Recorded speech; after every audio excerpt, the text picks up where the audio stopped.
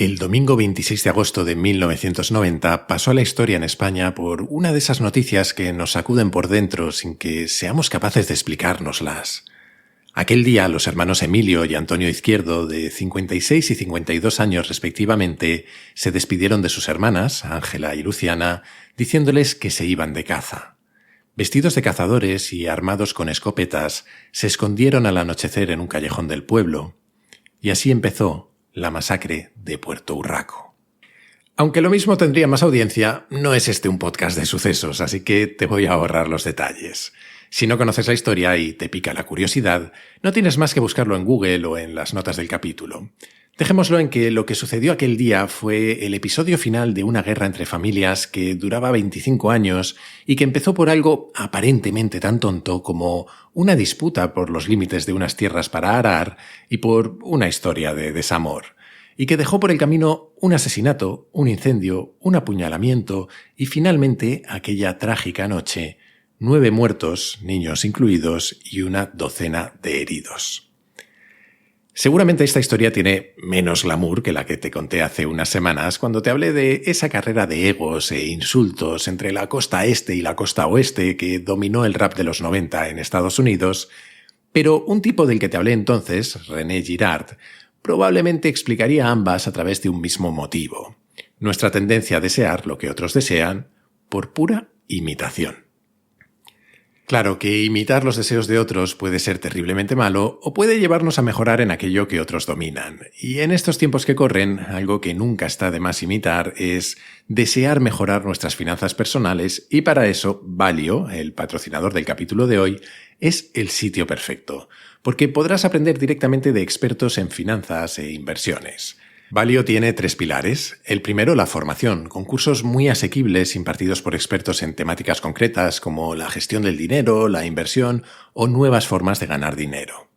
Los otros 2 son una comunidad y un podcast desde los que se ha dado voz a un fenómeno cada vez más conocido en Internet: el nudismo financiero, que si no sabes lo que es, antes de que pienses cosas raras, te diré que va de hablar directamente de dinero, de cómo y cuánto invierte cada uno y de los resultados que obtiene. Por Valio pasan todo tipo de perfiles, desde personas muy endeudadas hasta algunas con patrimonios de millones de euros, gente que lleva toda la vida trabajando en una oficina o nómadas digitales. Con todos ellos hablan en un tono muy distendido y de todos ellos se puede aprender. Además, tienen una suscripción llamada Valio Pro, con la que, por poco más de 10 euros al mes, tienes acceso a todos los cursos, a contenidos exclusivos y a sesiones en directo con los profesores y otros expertos que van invitando. Además, han adquirido un compromiso. No hacen afiliación ni tienen comisiones ocultas. Sus ingresos solo vienen de la suscripción y no te van a recomendar un servicio financiero antes que otro porque alguien les vaya a pagar por cada registro, por ejemplo. Así que, si te interesan estos temas, no lo dudes. Entra en valio.app, es decir, valio.app, o búscalos en Google, que se han posicionado bastante bien y no sé yo si me he explicado bien, o también puedes encontrarlos en las notas del capítulo. Y usando el código Kaizen20 tendrás 20 euros de descuento. Venga, a imitar cosas buenas.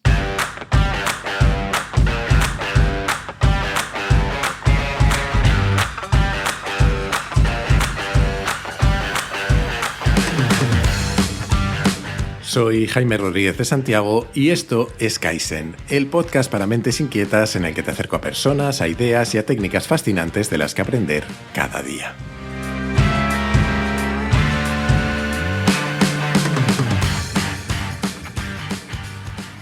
Decíamos hace unas semanas que hay una mentira que casi todos nos contamos a nosotros mismos. Creemos que somos dueños de nuestros deseos, que somos lo suficientemente racionales e independientes como para elegir y perseguir lo que queremos en la vida. Y que, sin embargo, un historiador y filósofo llamado René Girard dedicó su vida a estudiar cómo nuestros deseos son en realidad poco más que ese culo veo, culo quiero que tantas veces hemos oído de pequeños. Es decir, que la mayor parte de lo que queremos surge por imitar lo que quieren o valoran otros. Girard escribió 20 y tantos libros sobre el tema que, no te voy a engañar, no me he leído, pero sí te puedo recomendar uno de un tipo llamado Luke Burgis que se titula Wanting, lo quiero, es como lo han traducido en castellano, en el que repasa las ideas de Girard de una forma bastante más concisa. Mucho de lo que te conté en el capítulo anterior y de lo que te contaré en este está basado en ese libro y también en un podcast en el que entrevistaron a uno de los inversores más exitosos de Silicon Valley, que es además un profundo admirador de Girard, Peter Thiel.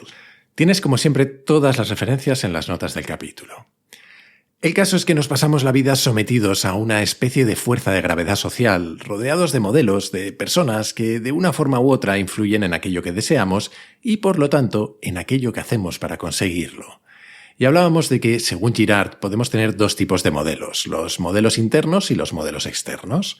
Los primeros son internos a nuestro círculo, por decirlo de alguna manera, es decir, son cercanos en el tiempo, el espacio o el estatus, hasta el punto de que los percibimos como comparables a nosotros mismos, y eso nos lleva a veces a competir con ellos y a no reconocer que los imitamos. Los modelos externos son los que, de alguna forma, están lejos de nuestro alcance. Son gente que nos inspira y a la que imitamos sin rubor porque no pretendemos competir con ellos. Estas dinámicas de imitación y de competencia pueden desembocar en dos ciclos diferentes, el ciclo negativo y el ciclo positivo. Los ciclos negativos son aquellos en los que el deseo mimético nos lleva a la rivalidad y al conflicto. Es eso de los raperos, de Puerto Urraco o de millones de otras guerras pequeñas y grandes. Y nos podemos remontar tanto como queramos en el tiempo que siempre encontraremos ejemplos, como la historia de Caín y Abel. Y es así porque sucede desde siempre, porque es parte de nuestra naturaleza. Estos ciclos están alimentados por lo que suele llamarse una mentalidad de escasez. Es decir, que nuestros deseos y los de nuestros rivales son incompatibles, que el público solo puede adorar a uno de los dos, que solo puede haber un favorito. Es decir, que todos son juegos de suma cero, en los que para que tú ganes, tiene que perder el otro. Afortunadamente, en nuestra naturaleza está también desarrollar ciclos positivos. El mismo deseo mimético nos puede llevar a compartir lo que sea que deseamos con otros y a remar todos en la misma dirección. Y esto sucede cuando aproximamos las cosas con una mentalidad de abundancia, cuando creemos que hay espacio para que todos alcancemos lo que queramos. Y lo cierto es que el mundo es mayoritariamente así. Nuestra historia es la de una civilización construida sobre juegos de suma positiva.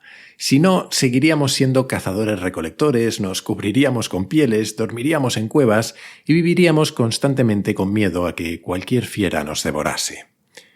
Personalmente creo que todo esto está muy bien y es muy útil ser conscientes de estos ciclos en la medida de lo posible. Pero pienso también que, como prácticamente todo en la vida, es un juego de equilibrios. Creo que la rivalidad y la competitividad efectivamente nos pueden llevar a lugares oscuros y a dinámicas peligrosas, pero que no son necesariamente cosas de las que huir.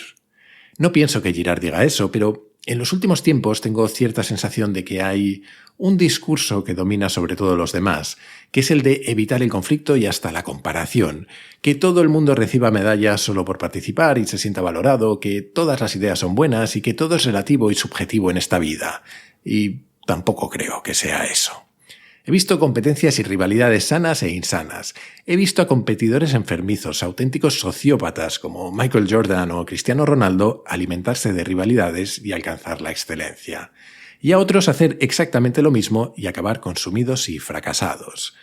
Supongo que la clave está en el equilibrio que te decía, en entender el contexto, en entender cuándo estamos realmente operando en un entorno de suma cero y cuándo no, y en general, en intentar decirnos la verdad a nosotros mismos sobre a quién imitamos y cómo nos afecta hacerlo.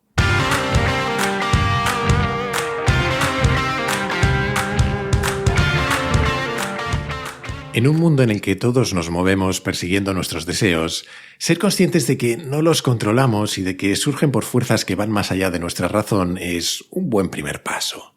Aunque para Burgess el objetivo debería ser convertirnos en antimiméticos. Toma ya. Es decir, tener la habilidad, la libertad de contrarrestar la parte más destructiva de nuestros deseos, o lo que es lo mismo, tener claro por qué perseguimos lo que perseguimos para asegurarnos de no perseguir objetivos erróneos. Claro que esto se dice más fácil de lo que se hace, como casi todo en la vida. Aún así hay cosas que podemos intentar y en el libro de Burgess salen un montón de tácticas para tratar de mantener estos deseos imitativos a raya y también para sacar lo mejor de esta tendencia que tenemos a querer lo que otros quieren. Te voy a contar algunos que no están necesariamente sacados solo del libro, sino que son mi propia interpretación de sus ideas y las de otra gente. Y me han salido 6, como me podían haber salido 5 o 7, pero han sido 6 puntos. Número 1. Identifica cómo se generan tus deseos. Y esto tiene dos partes. La primera, mirando al presente y al pasado más cercano, ¿cuáles son tus influencias?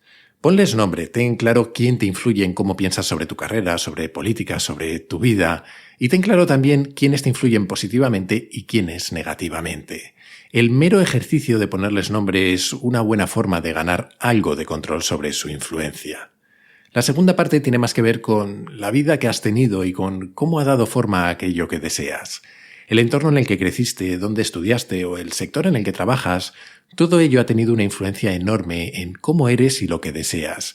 Y no se trata de tirar todo por la ventana, pero sí de hacerte consciente de ello para tratar de elegir qué quieres que siga en tu vida y qué te gustaría cambiar. Punto número 2. Pon límites a los modelos negativos. Y esto no va solo de alejarte de las malas compañías, que por supuesto, eso ya se da por hecho, sino en un plano un poco más sutil. Hay modelos cuyo comportamiento es aparentemente neutro, pero cuya influencia sobre nosotros nos hace avanzar en direcciones que no encajan con quienes en el fondo queremos ser. Y esto va desde seguir a no sé qué influencer que es una persona estupenda y a la que admiramos, pero que nos genera una necesidad continua de comprar cosas nuevas, hasta las complicadas relaciones que se generan a veces con amigos o compañeros a quienes vemos felices con un tipo de vida que intentamos replicar cuando esa vida a nosotros no nos hará serlo.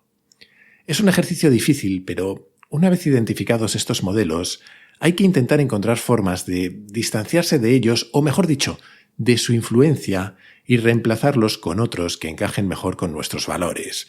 Y sobre esos valores va el siguiente punto. Punto número 3. Establece una jerarquía clara de valores. Tus valores son aquellas cosas que priorizas en la vida. El tema de los valores es algo que siempre me ha provocado recelo, porque leas donde leas, o preguntes a quien preguntes, sobre el papel todos tenemos más o menos los mismos valores. La familia es importante, ser honestos, sentir que contribuimos positivamente al mundo, etcétera, etcétera. Pero la realidad es que los valores solo se manifiestan cuando los pones a prueba. Cuando tienes que decidir entre echar horas extra para lograr un ascenso o pasar tiempo con tu familia, o entre evitar un conflicto con un amigo o decirle que se ha comportado como un idiota. Una forma de evitar caer en la trampa del deseo mimético es tener una jerarquía de valores clara e idealmente comunicada a los demás, porque eso nos hace ser más fieles a ella, para no acabar así en un trabajo que te paga el doble pero que detestas, simplemente porque el vecino se compró un coche mejor que el tuyo. Punto número 4. Usa la imitación a tu favor. Si sabemos que tenemos esta tendencia, tal vez podamos usarla para facilitar los cambios que queremos ver en nuestra vida. De la misma forma que imitamos nuestros modelos negativos, podemos aumentar los positivos. Una de las formas más efectivas de lograr un hábito nuevo es rodearte de personas que ya lo tienen. Si quieres hacer más deporte, lo mejor es rodearte de gente que hace mucho deporte. Ya decíamos en el capítulo anterior eso de que somos la media de las 5 personas con las que más tiempo pasamos. Igualmente, podemos utilizar nuestra capacidad de imitar para acabar innovando.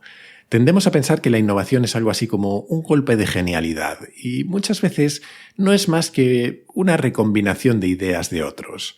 Como veíamos en uno de los capítulos que dedicamos a la creatividad de esta temporada, muchos de los grandes artistas encontraron su estilo robando o imitando cosas de muchos otros. Punto número 5. Cultiva tu independencia. Uno de los problemas del deseo mimético es que aquello que deseamos acaba dando forma a lo que hacemos y a la manera que tenemos de ver el mundo. Hay algunas técnicas que podemos usar para pensar de una forma un poco más independiente. La primera sería encontrar fuentes de sabiduría que resistan a la mímesis, que en el fondo es que resistan también a las modas. Un ejemplo claro serían los clásicos. Las ideas que llevan miles de años entre nosotros han resistido a todo tipo de modas. O aquellas ideas que son el resultado de estudios o de experimentos que son contrastables y que se han replicado una y otra vez.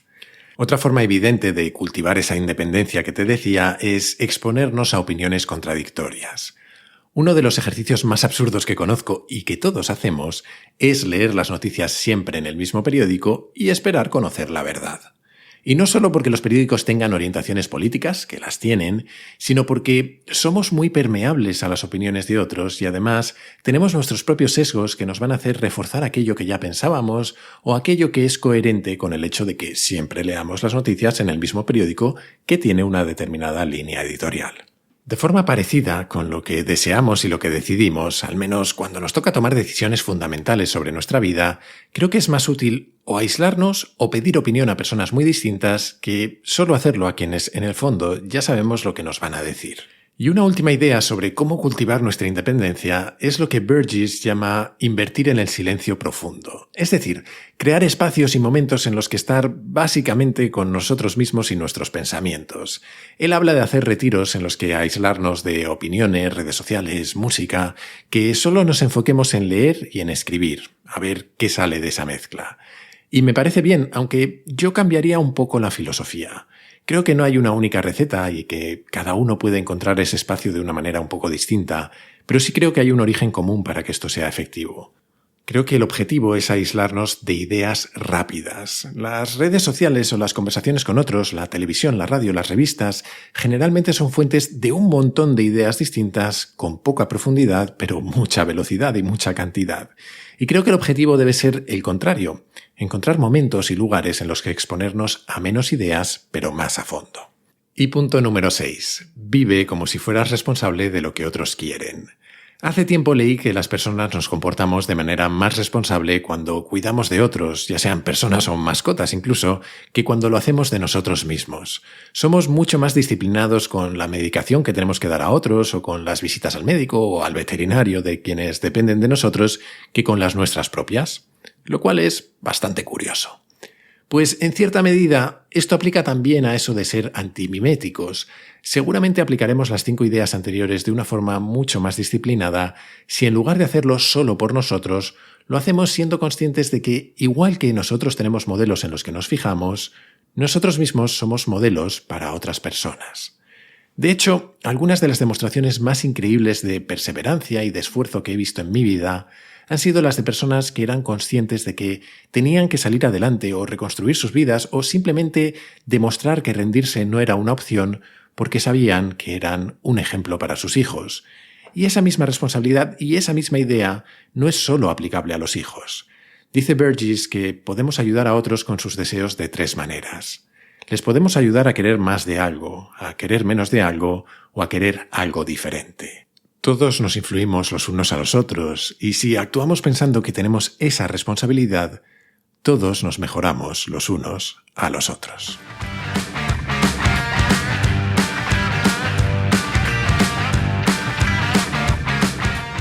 Y hasta aquí esta segunda parte sobre nuestros deseos y cómo nos afectan. Espero que haya sido un poco menos filosófica que la primera, pero al menos igual de interesante. Yo me despido hasta la semana que viene, que será el último capítulo de esta 4ª temporada de Kaizen, porque entre mis deseos está el de tomarme un necesario descanso. No sé a quién se lo habré copiado, pero no me resisto, eso te lo digo ya. Hasta entonces, si te ha gustado, te animo como siempre a suscribirte y recomendar Kaizen en tu plataforma de podcast preferida, en YouTube, en redes sociales o, como creo que es mejor y siempre te digo, a tus amigos. Así me ayudas a que Kaizen siga creciendo. Además, si te gusta el podcast, puedes unirte a la comunidad Kaizen, una forma de apoyarlo económicamente y de acceder a un foro en el que conectar con otros curiosos compulsivos, a contenidos exclusivos y a un feed sin publicidad. Para hacerlo solo tienes que entrar en mi web, jaimerodriguezdesantiago.com y hacer clic en el banner rojo. Y desde esa misma web o desde mi Twitter, @jaime_rds, puedes hacerme llegar tus comentarios, tus sugerencias, lo que tú quieras. Siempre contesto, aunque a veces tarde un poco. Y esto es todo por hoy. Como siempre, muchísimas gracias por estar ahí y hasta la próxima.